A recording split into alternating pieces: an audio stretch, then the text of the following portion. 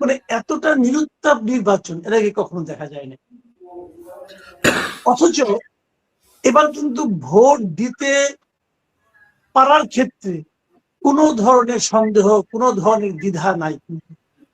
যেমন 2024 কেন ভোট দিতে যাব, তখন তো আমি আর ডামি নির্বাচন। 2018-তে ভোটই আসলে ওভাবে হয় না, কারণ আগের রাতে সব ভোট হয়ে গেছে, মানুষ কি আর ভোট দিয়ে যাবে। 2014-তে তো ভোটই হয় নাই অর্ধেক জায়গায়।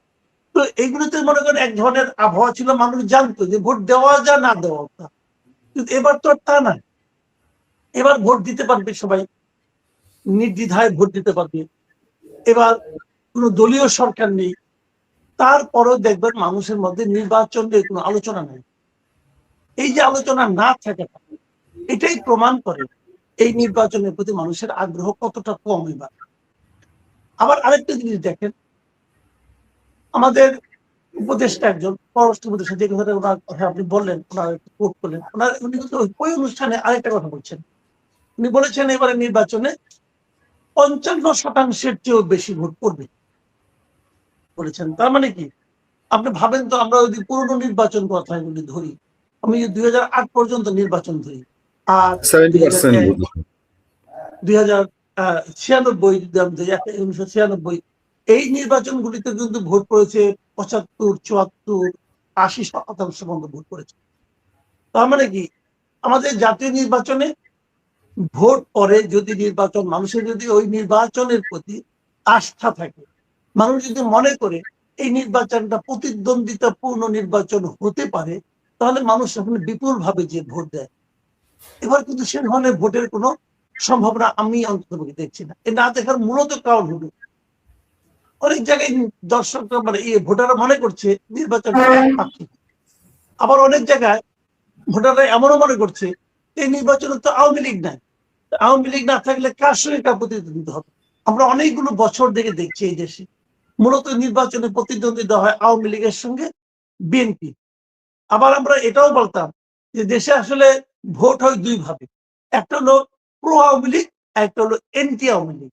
মানে আওয়ামী লীগের পক্ষে একটা লোক ভোট দেয়, আর আওয়ামী লীগের বিপক্ষে যারা আছে তারা বিএনপি জামাত এরকম ভোট দেয়। তো এবার তো আওয়ামী লীগই নাই, মানে যেটা মূল স্রোত সেটাই নাই।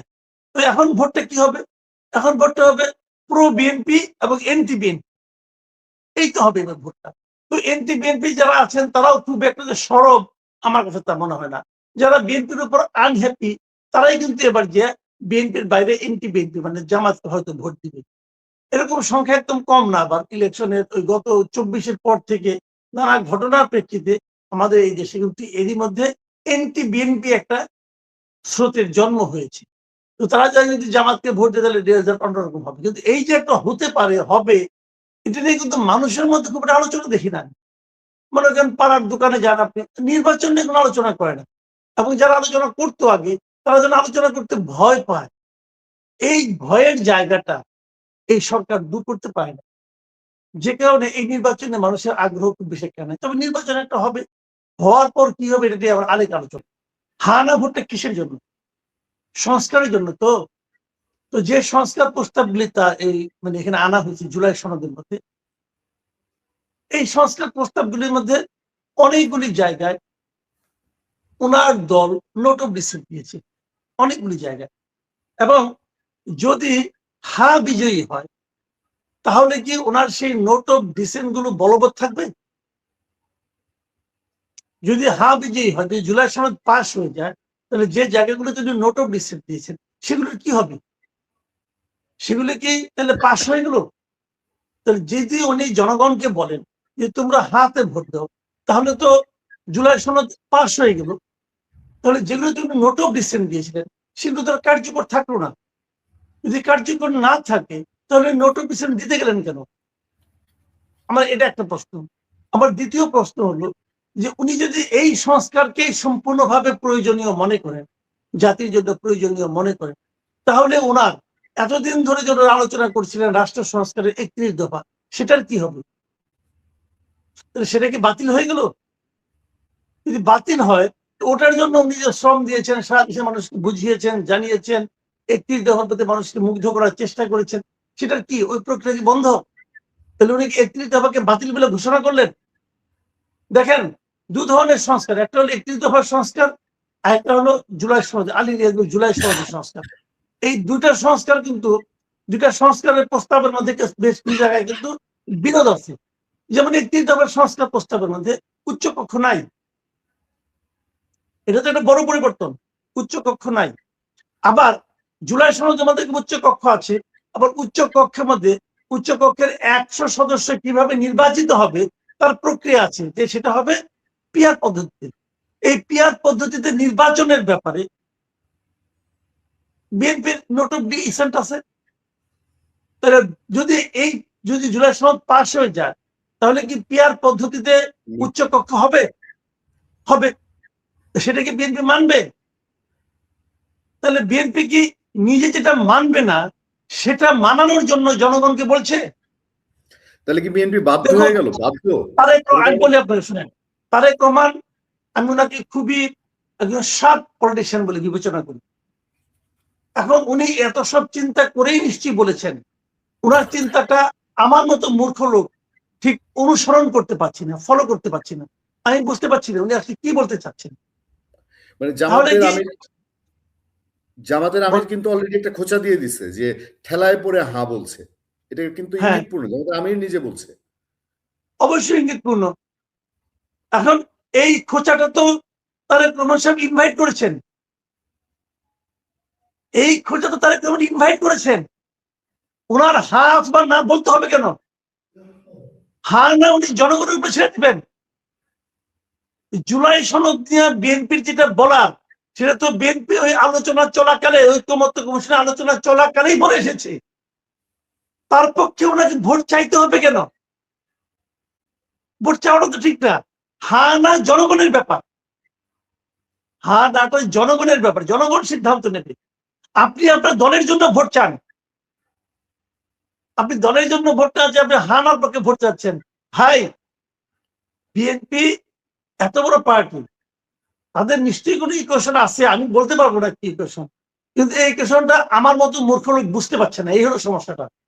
আমি বুঝি না যে উনি আসলে কোনটা করলেন। উনি কি জামাতের ফাঁদে পা দিলেন? উনি কি নিজেদের 31 দফায় যে রাষ্ট্র সংস্কারের যে প্রস্তাব, সেটাকে ইগনোর করলেন, সেটাকে অবমূল্যায়ন করলেন? উনি কি ওই জুলাই সনদ প্রণয়নের সময় ওনার দলের দেওয়া নোট অফ ডিসেন্ট গুলোকে বাতিল করে দিলেন? এই সমস্ত প্রশ্নের উত্তর আমার কাছে নাই, আমি জানি না। আচ্ছা মাসুদ ভাই, আমি আপনার কাছে বুঝতে চাই, ধরেন না জিতে গেল এই নির্বাচনে, মানে তাহলে কি মহাভারত অশুদ্ধ হয়ে যাবে, বাংলাদেশ স্থবির হয়ে যাবে, সংবিধান এলোমেলো হয়ে যাবে, আমাদের জীবনযাত্রা সব নষ্ট হয়ে যাবে? মানে না জিতে গেলে সরকার যে এত একেবারে অ্যাগ্রেসিভ হয়ে নেমেছে, আমি গ্রামে গঞ্জেও দেখে আসছি, ইউনো সাহেবরা বিশাল স্টেজ করে হায়ের পক্ষে প্রচারণা চালাচ্ছেন। মানে এতটা কেন? মানে না জিতলে কি এমন সর্বনাশ হবে? না জিতলে যেটা হবে, যে আলী রিয়াজ সাহেব সহ কিছু ভাড়াটে বুদ্ধিজীবী বাংলাদেশকে কিভাবে চলতে হবে সে জ্ঞান দিতে আসছিল বিদেশ থেকে, বুঝছেন না? তারা মনে করে আমরা সবাই হলাম গিয়া, কি বলবো আমি, আমরা সবাই দেশে মানুষ যারা আছি সবাই ঘাস বিচালি খড় টর খেয়ে বড় হয়েছে, এদের মাথায় কোনো বুদ্ধি নাই, সব বুদ্ধি তাদের মাথায়, তারা ঠিক করে দেবে, ওই আমেরিকার নাগরিক গুলো ঠিক করে দেবে আমরা বাংলাদেশের মানুষ কিভাবে চলবো। আর আমাদের বাংলাদেশের কতগুলি মানুষ বুঝে হোক না বুঝে হোক সেটা নিয়ে লাফাচ্ছে। আমি একটা কথা বলি আপনাকে, এই জুলাই সনদ যেটা প্রণয়ন হয়েছে, এইটাই ঠিক একটা সনদ হতে পারে, কি সেই সনদটা তারা এই গণভোটের মাধ্যমে পলিটিক্যাল পার্টিগুলোর উপর চাপিয়ে দিচ্ছে যে তোমাকে এটাই প্রণয়ন করতে হবে, এটাই বাস্তবায়ন করতে হবে। কারণ এর বাইরে আর কিছু নাই। এরা কারা যারা প্রণয়ন করেছে? এরা কি জনগণের প্রতিনিধি? মানে জনগণের প্রতিনিধি, আপনি আমাকে এই কথাটা বলেন, বলবে 30টা দল।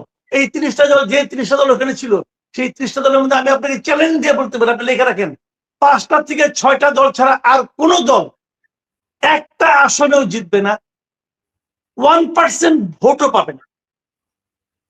ম্যাক্সিমাম 6টা দল, 6টার বাইরে কোনো একটা দল একটা আসনও পাবে না, 1% ভোটও পাবে না, আপনি নিশ্চিত থাকেন। তো বাকি ওই দলগুলি কি মূল্য আছে? 30টা 32টা 55, এর কি মূল্য আছে রে ভাই? যারা ভোট পাবে তাদের তো আমি ডাকিনি না। আচ্ছা বলেন তো আপনি এটা কিসের ঐক্য? জাতীয় ঐক্যমত। যে জাতীয় ঐক্যমতে জাতীয় পার্টি নাই, জাতীয় পার্টি কি নিষিদ্ধ পার্টি? নাই কেন? যে ইলেকশনও যে করছে। ঐক্যমত কমিশনের মধ্যে আওয়ামী লীগের কোনো প্রতিনিধি নাই, কারণ আওয়ামী লীগ কি কোনো নিষিদ্ধ দল? নাই তো। তাহলে আওয়ামী লীগ কি জাতির অংশ না? আওয়ামী লীগ যারা সমর্থন করেন তারা কি জাতির অংশ না? আলী রিয়াজ আসছে এই জাতিটাকে বিভক্ত করার জন্য, ডক্টর ইউনূস আসছে এই জাতিটাকে বিভক্ত করার জন্য, এই জাতিটাকে আরো পিছিয়ে দেওয়ার জন্য। যে কারণে ডক্টর ইউনূস মানে অবলীলায় বলতে পারে যে এটা একটা জালিয়াত জাতি, বাংলাদেশে একটা জালিয়াতির কারখানা। এই ডক্টর ইউনূস অবলীলায় বলে, একটা পলিটিক্যাল পার্টির মেরুদণ্ড নাই এই কথা প্রতিবাদ করার। একটা পলিটিক্যাল পার্টি আমি দেখলাম না যে সেই হেডম আছে যে বুক খুলে বলবে যে ডক্টর ইউনূস আপনি ভুল বলেছেন, আমাদের জাতি জালিয়াতির কারখানা নয়। এটা বলার সাহস নাই। ঠিক এই পলিটিক্যাল পার্টিগুলিকে, এদের কোনো জাতীয়তা বোধ আছে? এই পলিটিক্যাল পার্টিগুলিকে জাতির জন্য কোনো সম্মান বোধ আছে? এই জায়গাটা তো মাসুদ ভাই এইগুলো আফসোসের আমাদের দেশের পলিটিক্যাল পার্টির অবস্থা। এরা নির্বাচন করতেছে আর বড় বড় কথা বলতেছে। আমি তো চ্যালেঞ্জ দিচ্ছি, এই পুরো দল কি বিএনপি কি জামাত ইসলাম হোক নির্বাচিত, দেখেন 3 বছর ক্ষমতায় থাকতে পারে কিনা। দেখেন ভাবতেছেন যে কত কম মানে ভোট আমার বিবেচনায় 40% হবে কিনা সন্দেহ। আমি আমার অভিজ্ঞতা থেকে বলি 40% ভোট হবে কিনা সন্দেহ। দেখেন আপনি যদি আর বেশি হয় সন্দেহ করতে পারেন। এটা আপনি মাথায় রেখেন, এর কথা বললাম। আচ্ছা আমরা অন্য প্রসঙ্গগুলিতে বলি আপনাকে।